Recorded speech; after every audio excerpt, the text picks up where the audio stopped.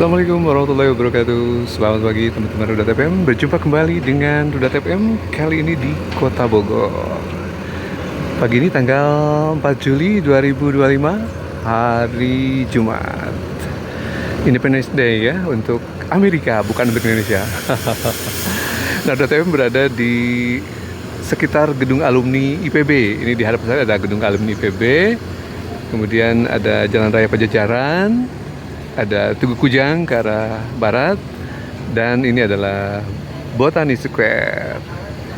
Nih ada tempat yang baru nih di dekat Botani Square, yaitu pemberangkatan bis Transjakarta P11, yaitu dari Bogor menuju ke Blok M. Ini suasana pukul 10 pagi tanggal 4 Juli 2025. Ada semacam shelter nih teman-teman di dekat IPB Convention Hotel ya, area parkir untuk Damri nih teman-teman, dan sekarang sudah menjadi tempat pemberangkatan untuk P11 ya, rute dari Bogor ke Blok M. Nah, sebelumnya P11 ini berangkat dari Jalan Sidangyang, ada di sebelah dari Botani Square ya, yang mengarah ke Jalan Tol Jagorawi. Namun sepertinya kondisinya agak mengganggu ya barangkali ya, sehingga per 1 Juli 2025 ada relokasi pemberangkatan, yaitu di sekitar titik pemberangkatan Damri ya, sebelumnya Damri yang menuju ke Suta, Bandara Suta ya, sebelumnya sebagai tempat pemberangkatan untuk Damri dan semacam area parkir ya di Botani Square di area luar. Namun sekarang sudah menjadi titik pemberangkatan baru per 1 Juli 2025 untuk P11. Rute dari Trans Jabodetabek ya, Transjakarta, dari 6 rute baru di era Pramdo. Coba kita absen apa aja ya. Yang pertama kalau tidak salah Alam Sutra Blok M. Ada juga PIK Blok M yang mengarah ke Banten ya teman-teman. Ada juga Vida Cawang yang mengarah ke Bekasi. Kemudian ada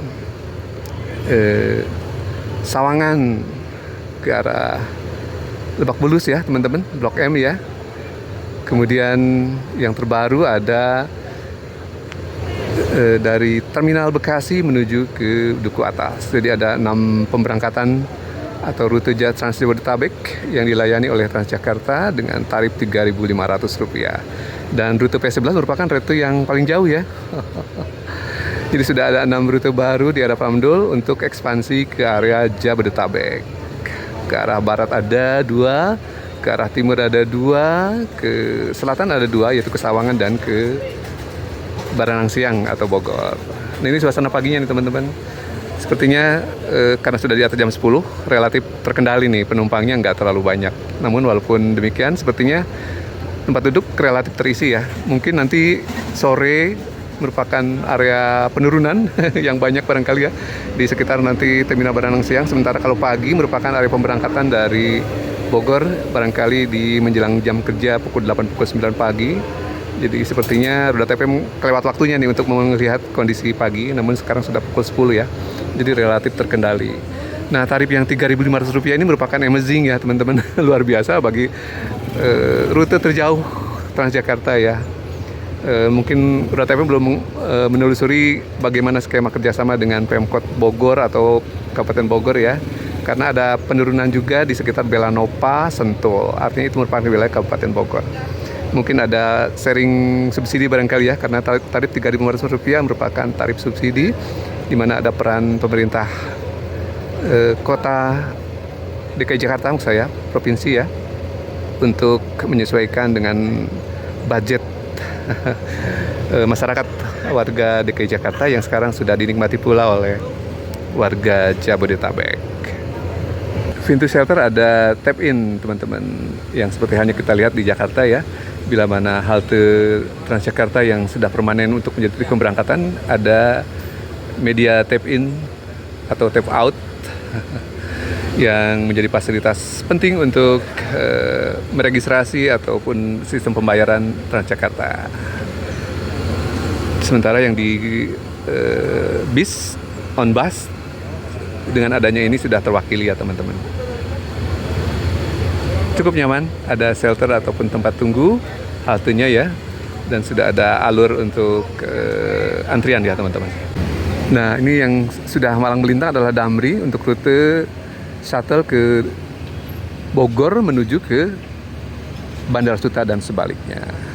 Nah, ini gedung alumni IPB-nya. Ini parkiran kendaraan motor untuk masuk ke Botani, dan ini juga bisa digunakan untuk kendaraan pribadi parkir ya.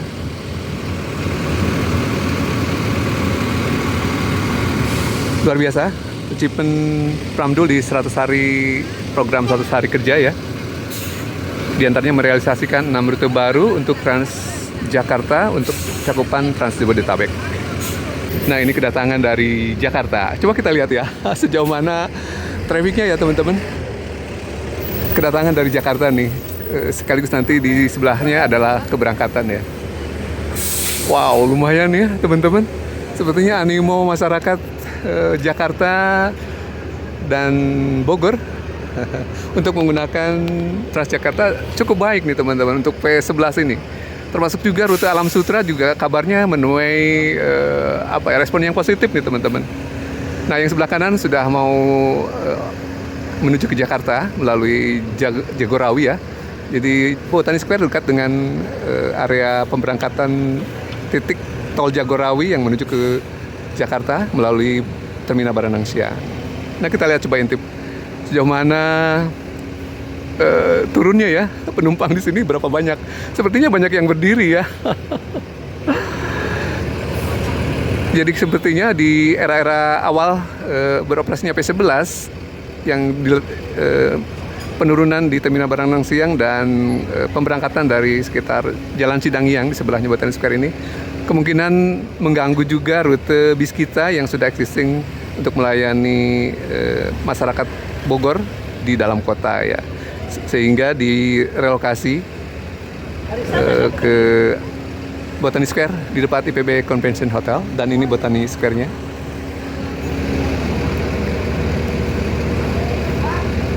Sepertinya luar biasa, sukses ya. Transjakarta melayani rute ini. Rute terpanjang mungkin kalau dihitung bisa sekitar 60 km ya, karena ke Blok M cukup jauh juga dari Cawang ya. Kalau dihitung Jagorawinya aja barangkali 60 km ada ya, Bogor Cawang, dan bila mana ke Blok M tentu saja lebih.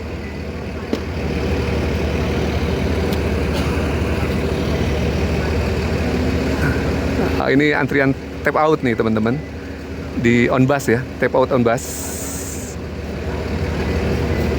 Sementara tap in-nya di halte ya, yang tadi kita lihat ada tap in. Nah, tap in-nya di halte, namun tap out-nya dilakukan di Onbus.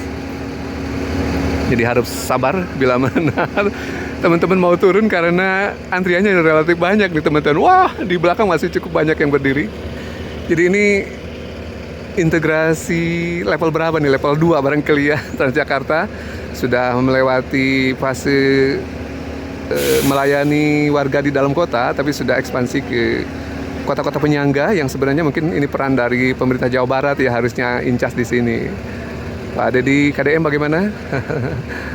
Bekasi, Bogor, Depok, ini wilayah Jawa Barat yang seharusnya tentu saja mendapat pelayanan Transnu yang baik ya.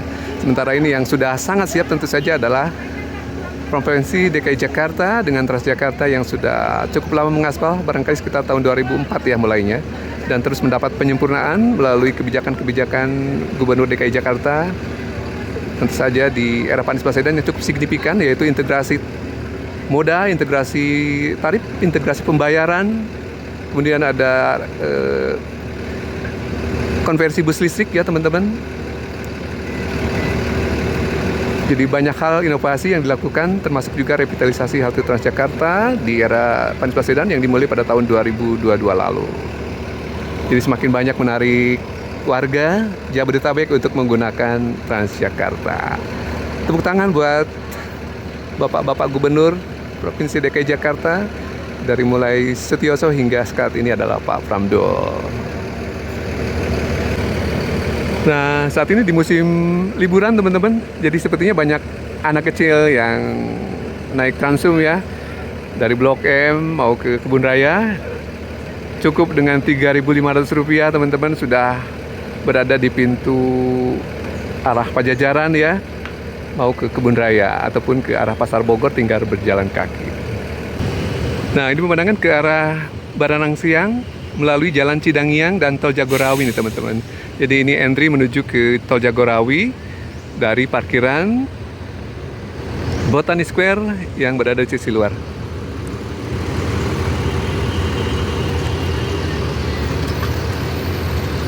Nah ini teman-teman.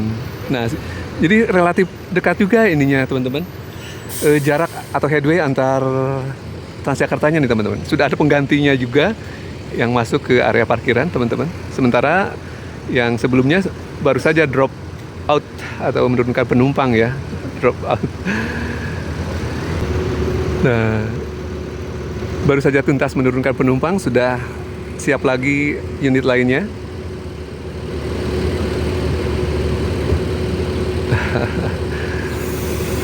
Ini rute yang paling ngehits saya rasa ya setelah Alam Sutra Blok M ya teman-teman.